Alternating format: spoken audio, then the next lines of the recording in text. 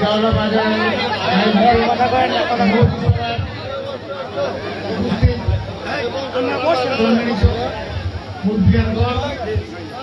আমার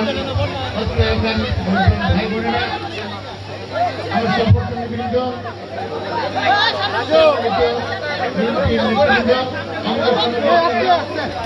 আসসালামু আলাইকুম।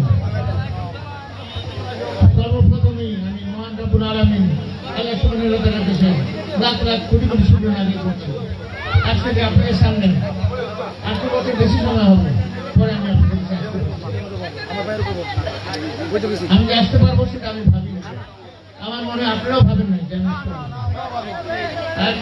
আরেকটা বছর সময় পেত আসলে আমাকে ঘুরাই দিত, কিন্তু রাখে আল্লাহ মারেকে মারে আল্লাহ রাখে, আল্লাহ যা চান তাই উনি করবেন।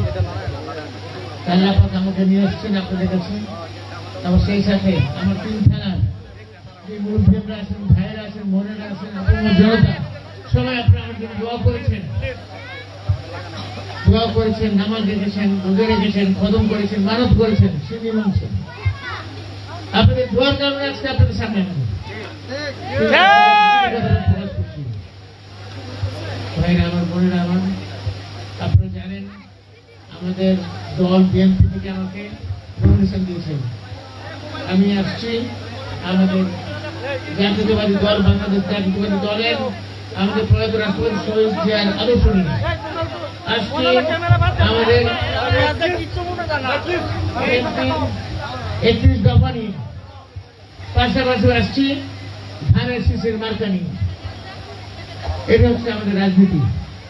পাশাপাশি আমার ব্যক্তিগত রাজনীতি হচ্ছে আপনাদের উন্নয়নের রাজনীতি, আপনাদের কর্মসংস্থানের রাজনীতি, আপনি একটা সুশীল সমাজের রাজনীতি, আপনি একটা মেয়ে বিচারের রাজনীতি।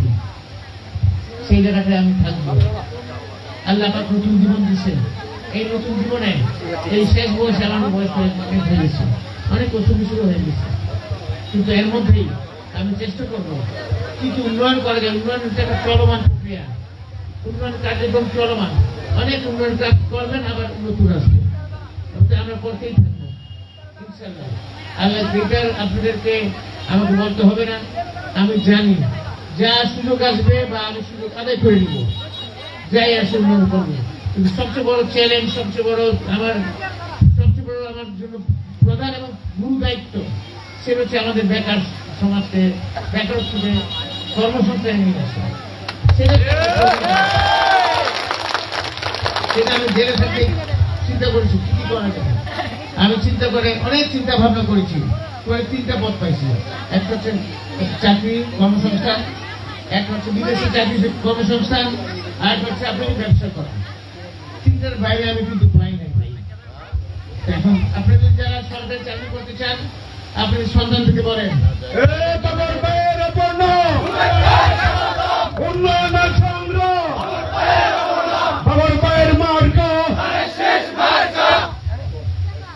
তারা যাতে লেখাপড়া করেন, নিজেকে শিক্ষিত করেন, নিজেকে যোগ্য হিসেবে তৈরি করেন। তাহলে তো রিটেনে পাস করতে পারবে না, ভাইভাতে পাস করতে পারবে না। আচ্ছা, ভাইভা রিটেনে যদি পাস না করতে পারেন, প্রতিযোগিতামূলক রাষ্ট্রে, প্রতিযোগিতামূলক সমাজে আমি তো সাহায্য করতে পারবো? তাদেরকে প্রতিযোগিতামূলক অবস্থাতে তাকে প্রতিযোগী হতে হবে, তাকে লেখাপড়া করে শিক্ষিত হইতে হবে, নিজেকে যোগ্য হিসেবে তৈরি করতে হবে। সেই জন্য যারা চাকরির জন্য আকাঙ্ক্ষা করেন, তারা নিজেকে তৈরি করেন, প্রস্তুত করেন, যোগ্য হিসেবে বানিয়ে নেন। আর যারা বিদেশে যেতে চান, তারাও নিজেকে আপনি তৈরি করেন। বিদেশের সুযোগ অনেক বেশি, চাকরির চেয়ে অনেক অনেক গুণ বেশি, কিন্তু সেখানেও এখন সাধারণ কোনো শ্রমিক নেয় না। কারিগরি শিক্ষা লাগে, দক্ষতা লাগে, দক্ষ এবং কারিগরি শিক্ষা প্রয়োজন হয়। যারা যেতে চান, আপনারা প্যারেন্টস যারা আছেন, আপনারা যারা আমাদের সন্তানদের প্রতি আমাদের পিতা মাতারা যারা আপনারা আছেন, আপনার সন্তানকে সেই শিক্ষাটা দেন। কারিগরি শিক্ষা প্রতিটা জেলায় হয়ে গেছে শিক্ষা প্রতিষ্ঠান। সেখানে তারা কেউ মেকানিক হতে পারে, কেউ ইলেকট্রিশিয়ান হতে পারে, কেউ ড্রাইভার হতে পারে, কেউ আপনি অনেক কিছু আছে। যে কোনটার মধ্যে যার যেটার মধ্যে ন্যাক আছে সেটা শিক্ষা গ্রহণ করে। সুযোগ আসবে ইনশাআল্লাহ তারা, কিন্তু যখন সুযোগ আসবে আপনি যদি তৈরি না থাকেন, আপনি তো বাস মিস করবেন। তাই আপনাকে এখন থেকে আপনি তৈরি হয়ে থাকেন। যখন সুযোগ আসবে, যখন এখন আমি চাবো, তাকে দেখা যাবে আপনি রেডি না, তো আমি কি করবো? পারবো আমি কিছু করতে? এখনই আপনারা তৈরি হয়ে থাকেন। আমি আপনাদেরকে বারবার বলছি, আমার রাজনীতি হচ্ছে উন্নয়নের রাজনীতি। আপনারা খালি বাবুর ভাই জিন্দাবাদ বলে পেটে ভাত যাবে? আপনারা এখানে করতে হবে পেটের রাজনীতি। কি করলে আপনার ভবিষ্যৎ আপনি করতে পারবেন? আপনার সন্তানরা কিভাবে নিজের পায়ে নিজেকে স্বাবলম্বী হতে পারবে? একটা সন্তান যদি বিদেশে যায় অথবা একটা সরকারি চাকরি পায়, সেই সন্তানকে পুরো পরিবারটা স্বাবলম্বী হয়ে যায়, হয় না? আরো দুজনকে টানতে পারে, দুজন তিনজনকে টানতে পারে। সেই জন্য আপনাদের সন্তানকে আপনারা সেইটা বলবেন। যারা ব্যবসা করতে চান, নিজেকে তৈরি করতে হবে। এখানে ব্যবসা এত সহজ না। ব্যবসা সহজ, আবার কঠোর পরিশ্রম করতে হবে। এখন পুরো বিশ্ব হচ্ছে প্রযুক্তিপূর্ণ বিশ্ব। সে প্রযুক্তি নিয়ে, আধুনিক প্রযুক্তি যদি আপনি নিতে পারেন, তাহলে আপনি ধানের চাষটা দেখেন, যা সার লাগে আধা সার করতে হবে, যা আপনার পানি লাগে তার আধা পানি। সেরকম মাছ চাষ বলেন, ছাগলের চাষ বলেন, তারপর যে হাঁস মুরগি বলেন, গরু ছাগল বলেন, যাই কিছু করেন, তারপর যে ফলের চাষ বলেন, যা কিছু করতেন তাই করতে পারেন। এবং শীতকালীন সবজি, বিভিন্ন রকম সবজি আসে, অনেক কিছু করতে পারেন আপনারা। কিন্তু সেখানে আপনার প্রযুক্তিটা শিখতে হবে। পাশাপাশি আপনি শ্রম দিতে হবে। আপনি মনে করেন যে কামরাকে একটু দিয়ে আপনি শ্রম করাবেন হবে না, আপনি নিজেকে দেখতে হবে, কামরা রাখতে হবে, কিন্তু নিজেকেও দেখতে হবে, তাই লাভবান হতে পারবেন। আপনি নিশ্চিত থাকেন আল্লাহ যদি রহমত থাকে, আপনি অবশ্যই লাভবান হতে পারবেন। আপনি যদি ছেড়ে দেন, লাভবান হবেন। তো আপনাদেরকে নিজেকে তৈরি করেন। আমি তো আপনাদের জন্য দাঁড়িয়ে আছি সাহায্য করার জন্য, এটা তো আমার ওয়াদা। এখন আমি এখানে আসছি, অতীতে কি হয়েছে, আওয়ামী লীগ কি করছে, যে কি করে নাই, কি খারাপ কাজ করছে, ভালো করছে, সেটা আমি শুনতেও চাই। সে শোনারও সময় নাই, বলারও সময় নাই, কারণ সেটা আমার রাজনীতি না। আমার রাজনীতি সামনের দিকে, ভবিষ্যতের দিকে, আগাবার দিকে, অর্থনৈতিক স্বাবলম্বীর দিকে, বেকারত্ব দূর করার দিকে, উন্নয়নের দিকে আমার রাজনীতি। আমি ওই যে কারণ নিন্দা করার আমার দরকার নেই, করলো তাও আমার দরকার নেই। আমার নেতৃত্ব যদি বলছি সেটা নিয়ে আমরা কথা বলবো, যে যা করছে তার সে ফল পাবে বা পাচ্ছে। আমরা এটার মধ্যে যাবো না, কারো ব্যাপারে কোনো কথাই বলবো না। আমরা আমাদের সামনের দিকে আগাবো, পিছনের দিকে তাকাবো না। সামনের দিকে আগানোর জন্য যা যা প্রয়োজন আমরা করতে হবে। পাশাপাশি আল্লাহ পাক আমাদের কিছু ইমানি দায়িত্ব দিচ্ছেন, দেন নাই কিছু? সব গার্জেনকে, সব পিতা মাতাকে দিচ্ছেন কি ইমানি দায়িত্ব? আপনার সন্তানকে আপনার ধর্ম শিক্ষা দেওয়ার জন্য বলছেন, আল্লাহর হক আদায় করার জন্য। আল্লাহর হক কয়টা? পাঁচটা। রোজা, নামাজ, হজ, যাকাত, কোরআন, এটা হচ্ছে আল্লাহর হক। সেটা আল্লাহ পাক বলছে, তোমার ছেলে মেয়েকে বলো তুই নাসিরে প্রহার করো, যার নামাজ পড়ে, কোরআন শরীফ পড়ে, রোজা রাখে, যাকাত দেয় গরিবাসীকে, সেটা আল্লাহর হক। সেটা আমাদের আদায় করার জন্য আমাদের দায়িত্ব। এটা আমাদের দায়িত্ব, আমরা সেই দায়িত্ব পালন করবো না ইনশাআল্লাহ। আপনারা করবেন না?